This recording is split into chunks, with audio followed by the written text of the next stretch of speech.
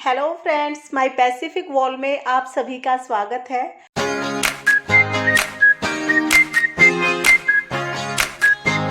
Friends, आज की video में मैं आपको सावन की शिवरात्रि पर हम घर पर कैसे पूजा कर सकते हैं उसकी बहुत ही सरल विधि बताने वाली हूँ।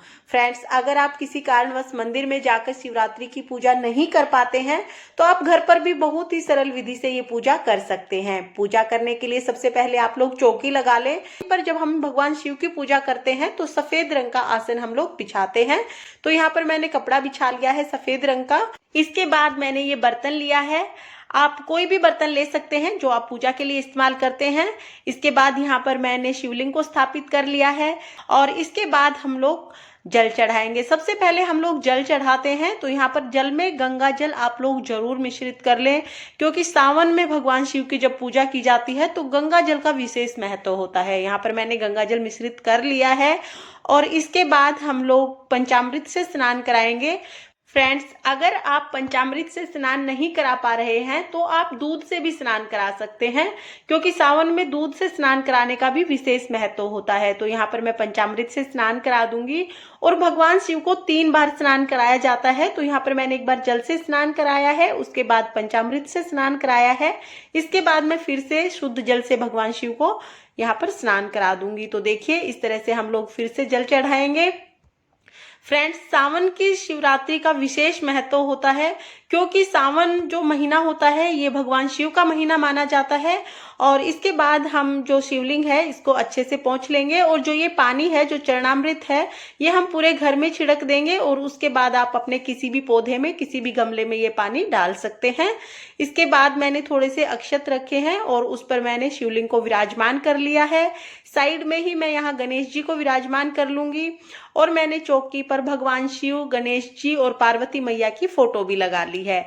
आप चाहें तो जो फोटो में गणेश जी हैं आप उनकी भी पूजा कर सकते हैं, या आप अलग से सुपारी के, मिट्टी के या गणेश जी की मूर्ति स्थापित कर सकते हैं।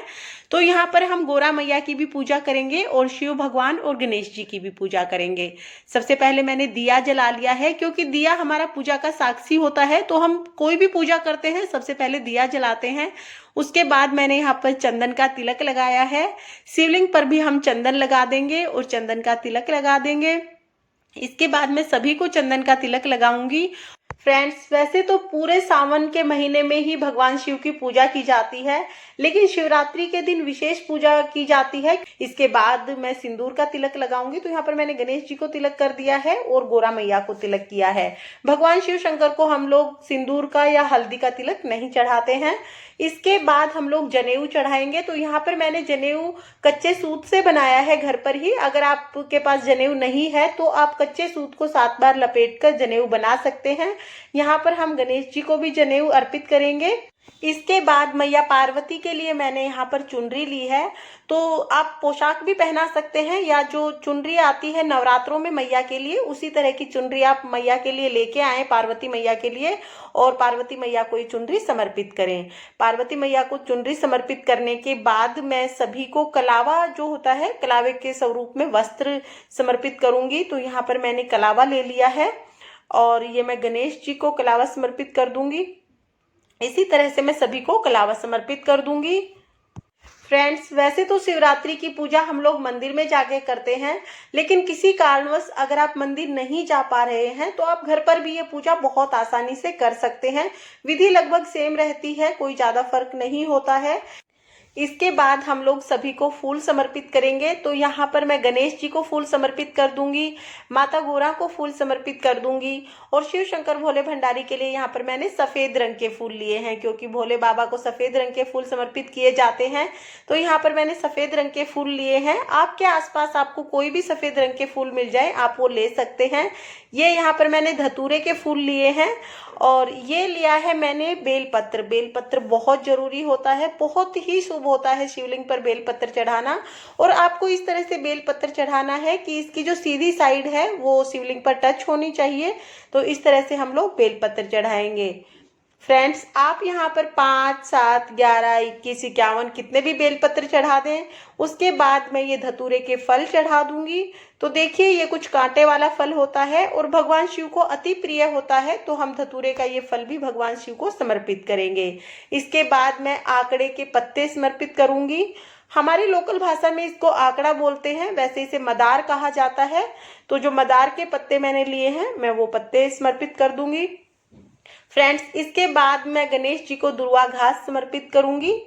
तो जब भी आप गणेश जी की पूजा करें, गणेश जी को दुर्वा घास अवश्य समर्पित करें। उसके बाद मैं माता गौरी को यानी कि पार्वती मैया को श्रृंगार का सामान समर्पित करूंगी। तो यहाँ पर मैंने चूड़ियाँ चढ़ा दी हैं, ये मैंने सिंदूर चढ़ाया है।